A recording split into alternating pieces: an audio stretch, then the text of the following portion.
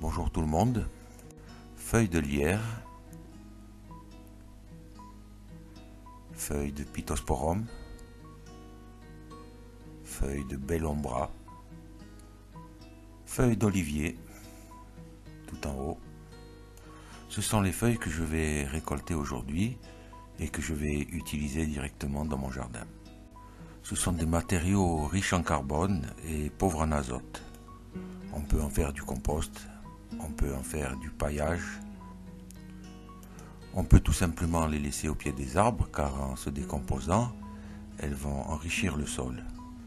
Personnellement, j'ai opté pour une autre solution. Je vais les transporter directement dans mon jardin et je vais les étaler directement sur les herbes vertes qui, elles, sont riches en azote. L'an dernier, j'ai broyé quelques branches et quelques cannes et je les ai laissées se décomposer quelques mois avant de les utiliser dans le jardin, pareil, de la même façon que je vais utiliser les feuilles. Sur ces images, on voit qu'au bout de 10 mois environ, il a commencé à se décomposer un peu. Alors, j'aurais pu en faire du compost, mais il m'aurait fallu plusieurs années. Et mon objectif n'est pas celui-ci, il est plutôt d'utiliser tout ça sous forme d'humus.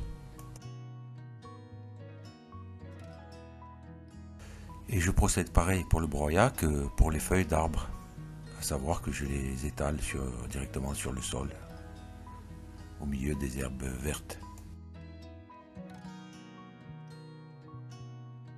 Voici le résultat au bout de quelques heures de travail. La décomposition des feuilles mortes va générer de l'humus et d'ici quelques temps je vais passer le gyrobroyeur avant d'enfouir le tout avant les plantations. Ça va fournir des éléments minéraux directement assimilables par les plantes.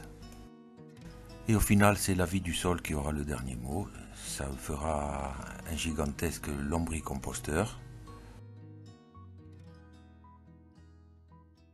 Et ça va amender le sol et lui apporter plein de nutriments.